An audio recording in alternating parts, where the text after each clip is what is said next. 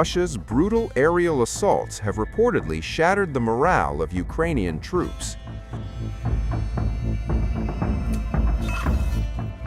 According to a radio intercept accessed by Sputnik, a Ukrainian commander reportedly abandoned his wounded comrade on the line of combat in Zaporizhzhia region of Ukraine. The radio intercept has a Ukrainian commander saying, "I am making a decision. Let this wounded soldier stay here. We are now in front of an open field, 800 meters." According to a CNN report, Ukraine's new defense minister, Mykhailo Fedorov, revealed last month that 200,000 Ukrainian soldiers were absent without official leave, meaning they left their positions without permission. There have been rumors of low morale and high desertion rates, but Fedorov's comments mark the first time any Ukrainian official disclosed the magnitude of the problem.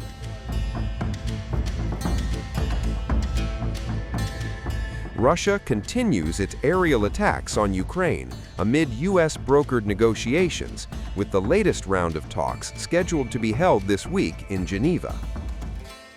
Well, they're big talks. It's going to be very easy. I mean, look, so far, Ukraine better come to the table fast. That's all I'm telling you. We are in a position, we want them to come. Everyone is waiting for the continuation of trilateral meetings. Our delegation is already in Geneva, already preparing for negotiations. Russia cannot resist the urge in these final days of winter's cold and wants to inflict a painful blow on Ukrainians.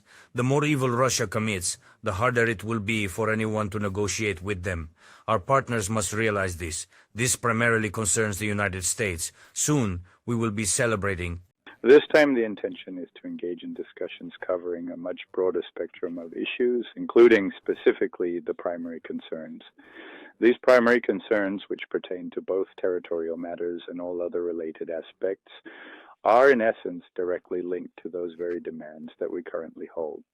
It is already necessary for the chief negotiator, that is Medinsky, to be present here. Pause.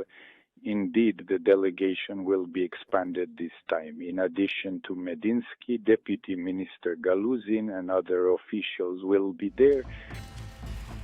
To add to Ukraine's woes, more and more civilians are openly opposing the conscription law, leading to confrontation with military officials.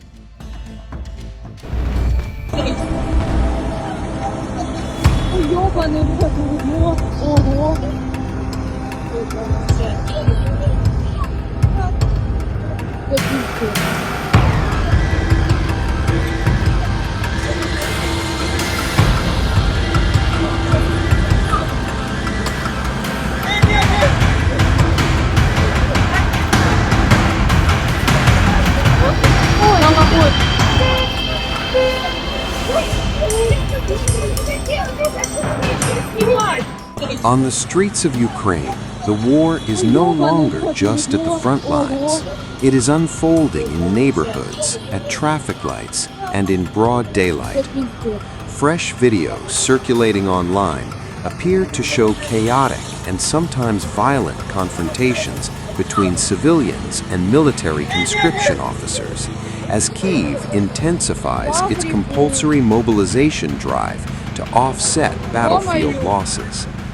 In Dnipro, formerly Dnipropetrovsk, a dramatic scene unfolded when draft officers attempted to detain a young man on the street. A passerby tried to intervene. He was sprayed with tear gas, stumbling into the path of an oncoming truck, narrowly avoiding serious injury. Moments later, the truck driver leapt out, chasing the officers away and allowing the detained man to escape. The footage quickly went viral, fueling public anger. A day later, in Odessa, another confrontation erupted. Civilians reportedly used tear gas to free a detained man from what critics describe as forced conscription raids. Local authorities say several conscription officers suffered injuries, including chemical burns, and that a service vehicle was damaged. Officials have warned of severe legal consequences for those involved.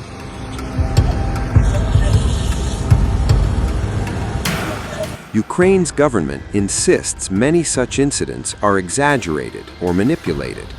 A member of Parliament's National Security Committee claimed up to 95% of reported clashes are quasi-stories, allegedly amplified by Russian artificial intelligence to undermine mobilization efforts. But Ukraine's ombudsman has acknowledged a surge in complaints. According to official figures, grievances against conscription officers have risen dramatically, from just 18 in 2022 to more than 6,000 last year.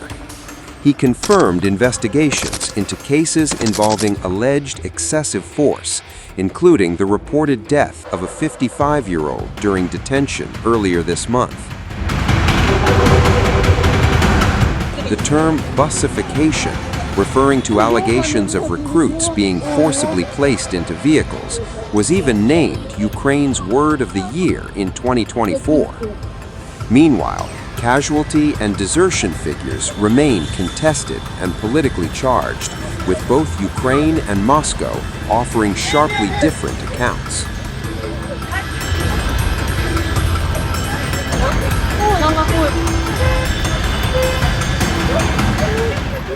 As the war grinds on, the pressure to replenish Ukraine's forces is intensifying. But these street confrontations reveal another front, one where morale, manpower, and public trust are increasingly under strain.